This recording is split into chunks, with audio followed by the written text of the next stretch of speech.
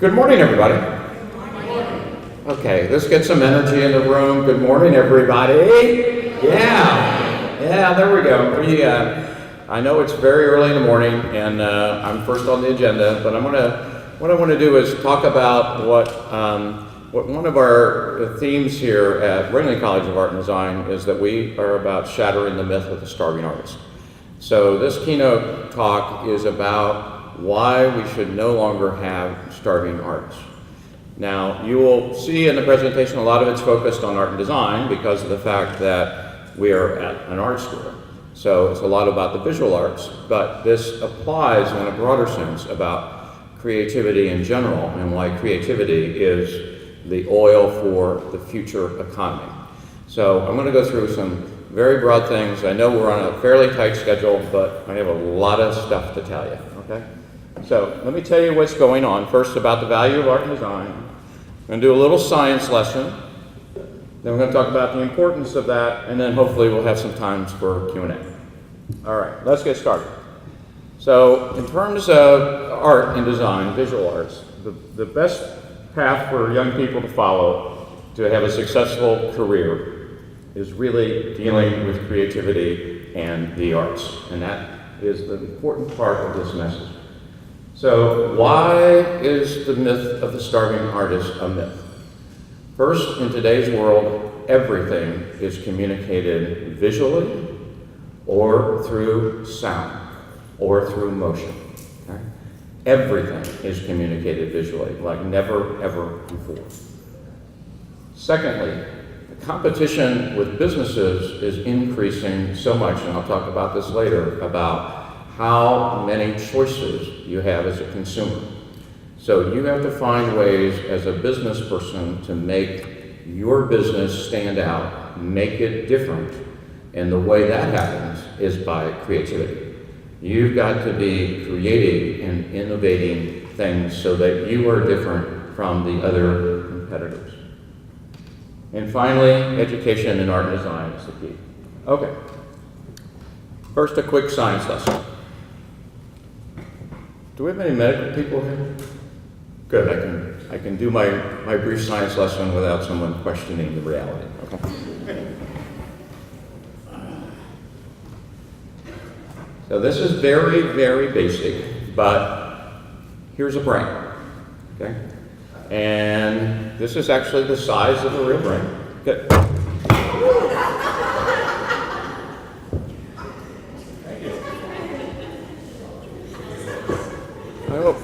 I hope your brain doesn't do that, but it's so early in the morning, that may be what happens. So, if I put this up here, you can see how it sort of fits right there in terms of the sizing for that. Now, hopefully your brain doesn't do what just happened there because I'm going to separate it in half, okay? So this is the left hemisphere of the brain and the right hemisphere of the brain, okay? The left hemisphere controls the functions on the right side of the body, and the right hemisphere controls the functions on the left side of the body, okay? Very basic neuroscience.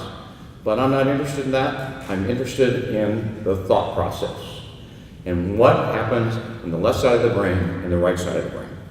So let me put up this slide, okay? Now you can see the left side of the brain are all these people in cubicles and so forth, and on the right side of the brain are people having a much more free-flowing kind of reality, right? So, on the left side, in terms of thought process, it's very analytical. So left brain thinkers are very analytical, logical, sequential, meaning following an order, and linear, okay? Now, what subject matters are those? Science, math, okay? Now, I will tell you some of the background that Tammy didn't tell you, okay, is that when I was in undergraduate school, I was a math major. Yeah, that's good, yeah. I was a math major, and I'm also a lawyer, but I'm recovering from that. Okay? I'm in a 12-step program for recovering lawyers. So my abilities were really over here on the left side of the brain. Now, the right side of the brain is the creative side. Okay? So where creativity comes from. It's very non-linear, so it's all over the place. Okay? Very intuitive. So it's not about logical thinking, it's about intuition and how things feel. Okay? And it's very holistic. Right? Now, I already see parents talking to their kids. This is the reason why you parents who are left brain don't understand your kids. If they're interested in the arts, okay? This is a huge issue. And when I give this talk to parents who are coming to, whose kids are coming to Ringling College, they finally go, oh, now I get it, okay? This is why I can't communicate with them, okay? Other than the fact they're teenagers, okay? So that really sort of, stops things right away. But people who are into the arts more, who are more creative, tend to be right brain thinkers. Now, what happens in terms of schools? We teach in school systems with the left side of the brain. Right?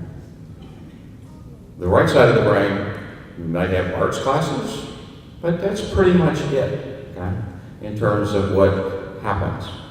So, and the reason for that is in the past, every career, everything was all based upon left brain thinking. Okay? Now, so the message I want to give you is that is changing in today's world right now, and for all you young people, it will totally change in the next 30, 40 years in your career. Okay? So, you still need the left brain skills. You can't ignore them. You've got to have logical, analytical thinking, but they're no longer sufficient. Used to be that's all you need to have, but not any longer. They're no longer sufficient. Okay? Now, a person who had written a great book about this, and for parents, I would encourage you to get this if you have children interested in the arts, is a book called A Whole New Mind. It's a very easy read, but it talks about all of this and why art, design, music, harmony is going to be a real important career, important skill set for careers. Okay? Now, and the author of that is Daniel Pink, just like the color pink. Right? So, and his theory is based upon the 3 A's. Okay? And the first one is abundance. And this is because in our world today, we have stuff, stuff, stuff, and more stuff. Right?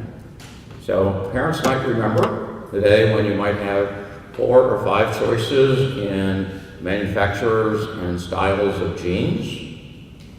But now, God knows how many options you have in terms of just that part alone. And if you look at our world, it is so much more stuff out there. In fact, the storage business, where you rent storage units, it is a $17 trillion industry to store stuff you don't use. That's how much stuff it is. And the trash bag industry, the entire amount spent on trash bags in the United States is greater than the gross national economy of over 100 countries. To throw away stuff we don't use. Okay? So with that, you got to find a way of differentiating your stuff that you are producing or doing as a business versus the other person's stuff. The second one is Asia. China, India, Russia. Frankly, they are out to have our sort of standard of living that we have in the United States. And who can blame them? Now, when you look at Asia, there's a couple things you need to be aware of. First, you just look at the numbers. Okay? So, if you take the population of China and just take the top 1/4 of the population of China who are absolutely the brightest, totally the brightest people in China. That equals the population of the United States. And that's true in India, and not quite as true in Russia. But think about that. The top quarter of the brightest in China equals the entire population of the United States. Okay? So what that means is that they have more people than we do, and the people who are really bright are able to do a lot of different things.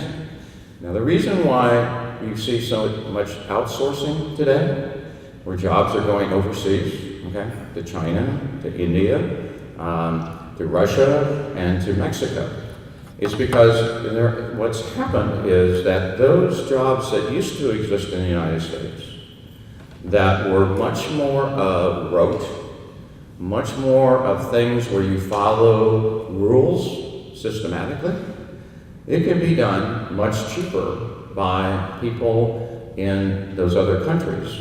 And so businesses go, if I can make it cheaper, I'm going to send it overseas. And all I need to do is use left brain skills to be linear and sequential and follow the directions in terms of the situation. Okay? And the third one is, if you're not going to send it overseas, why not automate it? Because what's happened is computers have become so much more sophisticated in terms of programming that if you can write an algorithm for it, why not let a robot or a computer do it? Okay. In fact, if you go to most manufacturing firms today, the General Motors or any kind of thing, you'll see it's mostly not people, but it's a lot of either robots or computer-oriented pieces doing it. And that's because, again, it's using the left brain skills that used to be done by humans in the United States. But what's happened is that if you can write an algorithm for it, it's basically following the directions in the sequential order in that way. So those are the three factors that are really influencing why left brain skills are no longer sufficient in the future. You still need them because you need to know how to do mathematics, you need to know how to analyze, and you need to know how to think linearly, but it's no longer sufficient. So the message here is you need to have both. Now you need to combine both left and right brain skills, okay, for creativity and innovation, which is going to be the heart and soul of successful businesses, whether it's in services or whether it's in manufacturing or whatever it is that the businesses might be involved in. Not just me saying this, okay? I'm head of an art school, so of course I'm going to say this, right? But it's not just me, but if you look at the 21st century workforce study, 75% of all businesses place creativity and innovation as one of the very top skills that are needed in the U.S. global competitiveness. Okay? 75%. Now, it's a little visual chart for all you visual learners, okay? To show you where critical thinking, problem solving, creativity, and innovation are the top skills. Now, here's the slide that I really love. Okay? In 2010, IBM did a study. Now, for parents out there, you may remember IBM as the real conservative white shirt company. It's no longer that. But IBM did a study of 1,500 CEOs worldwide. And they identified that the number one skill needed for leaders in the future is, guess what? Creativity. Okay? Now, here's the chart. Creativity is off the chart as number one. What is a little bothersome is it beat out integrity. But it's good for my purposes in terms of the talk, right? So anyway, so I'll use it, right? But it beat out integrity, global thinking, and look at where humility and fairness are down in that list of most critical skills for leaders in the future. That's also very disturbing, but nonetheless, the top skill is creativity because of those 3 A's I was mentioning earlier. So, tomorrow's leaders got to be creative, okay? And that's what That is what drives me nuts about what happens in our educational system today. Because, the first thing that happens once finances get to be really tight is they start looking at cutting back the arts, right? You guys all, understand that? Fortunately, here in Sarasota County, they've been very, very adamant about not doing that. But in a lot of communities, they do. And they keep cutting back and cutting back. Now, what instead do they look to? STEM. Science, technology, engineering, and math. I am so tired of hearing about STEM. Those are great careers in science, technology, engineering, and math, but it's missing something. It's missing the A. You need STEAM. You need science, technology, engineering, and math, but put the A in there with the arts, and now you get the creativity. Because where do you learn the creativity in our schools? It's in the art, music, those kinds of classes, because creativity's heart and soul is actually based in the arts. And you can become and learn those skills much more, because it's about exercising the right side of the brain to become more and more creative. Now, listen to this, Paris. This one is really scary. Futurists believe that when you're looking at your child, this is what's going to happen. College students today will have 8 different careers in their lifetime. Now, I'm not talking about 8 different jobs where you go from one job to another. These are total career shifts. Okay? So you not only have to have the skills and the left brain skills, but you have to be incredibly adaptable to move into careers of the future, because you need to be now lifelong learners and learning things. And so learning what you learn in school is not anywhere close to enough for what's going to happen in you young people's future. Half of those don't even exist yet. So how do you prepare for that? How do you prepare for that? And people say, well, that can't be true. And I go, well, okay, just watch what's happening today. So use the example of apps. Yeah? How many have smartphones with apps on them? Yeah. Almost all of you, I assume. Right? Think about this. Did apps exist 5 years ago? No. Okay? It's a whole new industry taking over. Okay? So that's just one simple little example. Or in one of the fields that we have here in computer animation, the first computer animation movie that was really successful was Toy Story, and that was about 20 years ago. The whole field never existed 20 years ago, and that's what's happening at a faster and faster and faster pace than ever before. So half of the careers that your kids are going to be in don't even exist yet. That's pretty scary. What does it mean? Those companies that used to base things on just price and quality, okay, now have to find other ways of differentiating.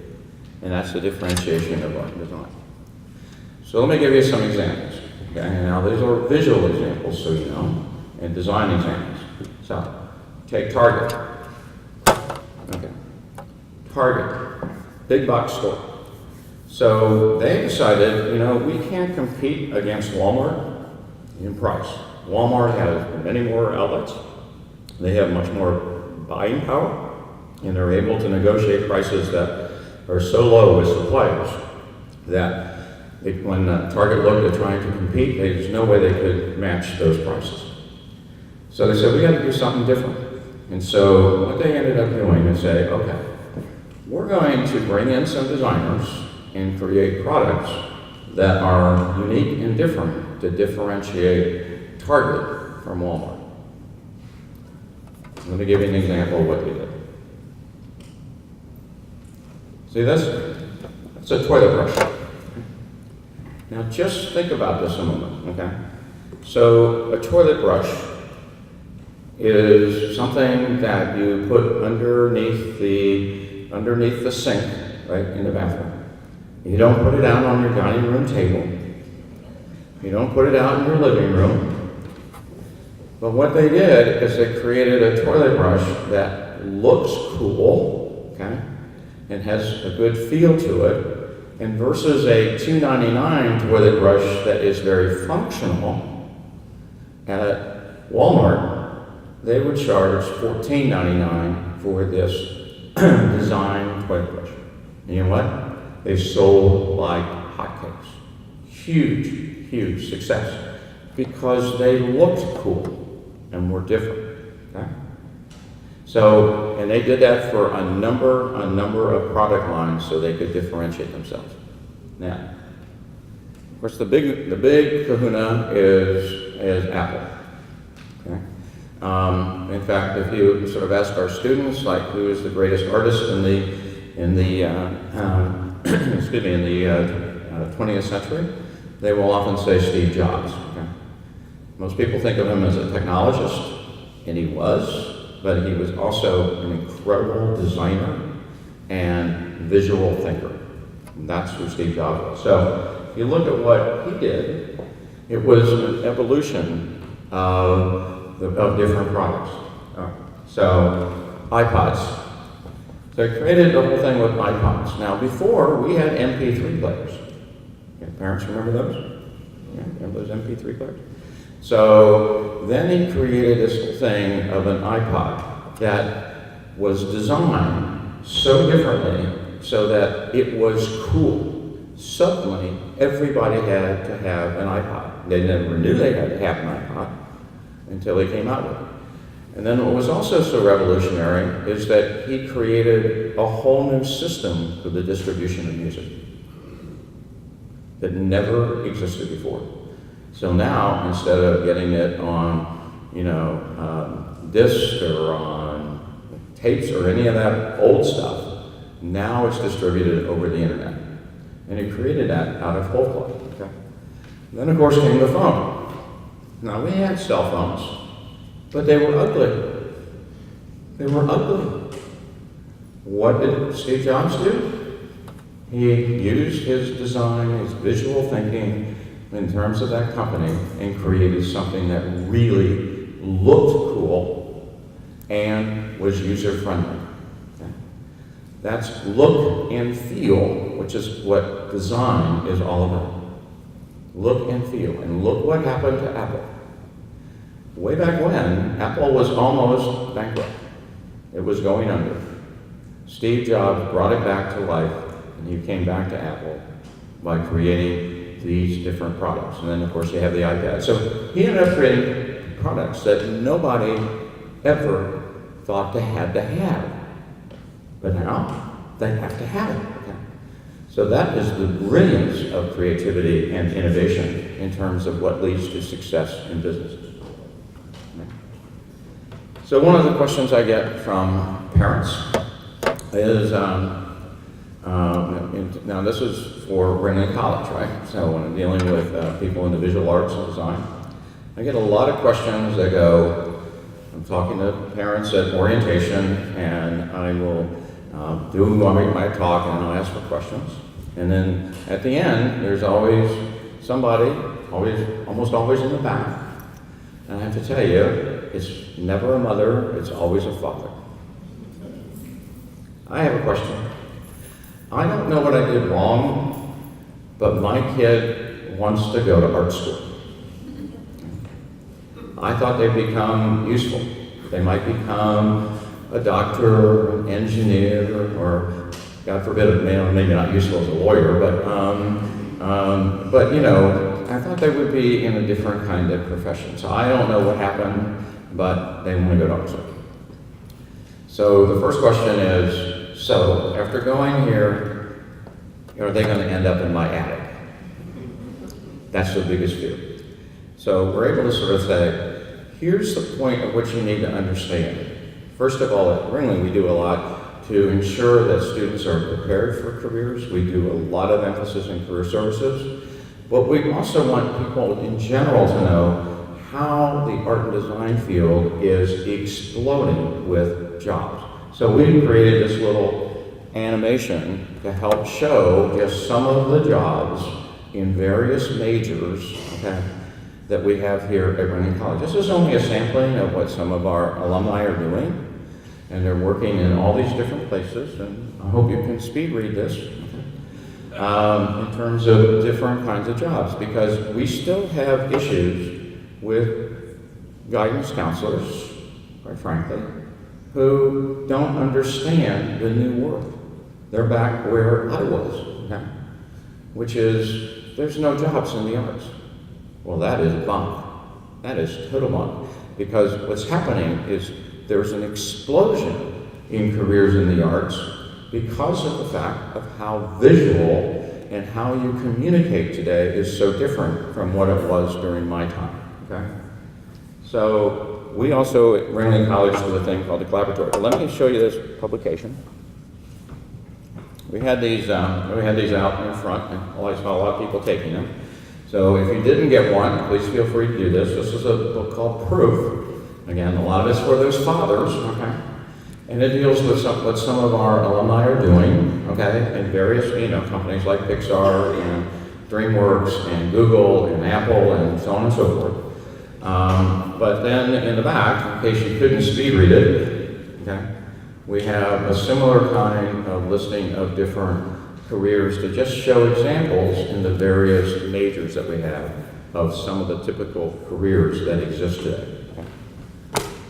So we don't have a centerfold, we have a backfold. All right, numbers. Employment of artists and related workers expected to grow by 16% over the next 10 years. Each year, 16%. Video games. We have Marty Murphy over here, who is one of our great instructors in gaming. Spend $25 billion annually on video games. What's that? Not me personally. Well, not you personally? Well, I bet you were one of the big supporters of that. Okay. And they think that the gaming industry will reach $82 billion in 2 years. That's what's going on in terms of the art world today. The global entertainment is a $2.2 trillion industry. Okay? The nonprofit and cultural industry generates $166 billion in economic activity each year. And the economic impact of arts and culture in the nonprofit sector is much greater than professional sports. So I have to tell you, when I see all this money going into building stadiums so that rich people can get richer, okay, in professional sports, and it's being used as a way because of the economic impact in the community, the real investment should be in the arts because they have a greater impact than what professional sports do. But I'll get off my soapbox. This is the proof book I was telling you about. We also have this booklet.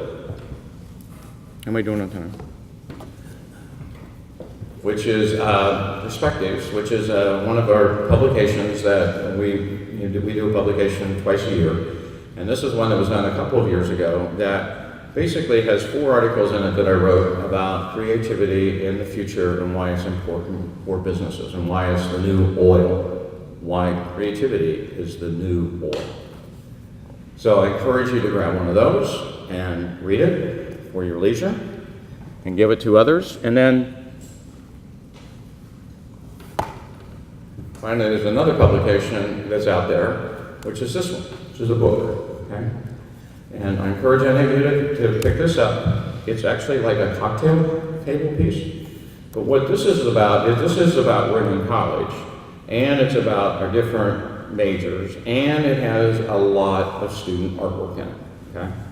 Now, this book is a major marketing piece for us. It's designed and produced by our students. That's why I love giving this out. Designed and produced by our students, not by staff, because we have that much faith in them.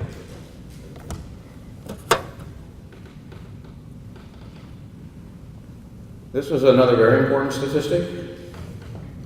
On average, you spend 97,864 hours at work. Don't you think you ought to enjoy what you're doing? So if your passion is in art, music, it is so much more important that you love it. I can't stand it when I talk to people who hate their jobs, okay? Because it's such an incredible waste of human resources. So if you can find your passion, if you know your passion, you need to pursue it, and pursue it with vigor, because there are incredible opportunities out there in the arts, as you'll hear today. I'm never sure just how to end these things, but as a good friend of mine often said, thank you both.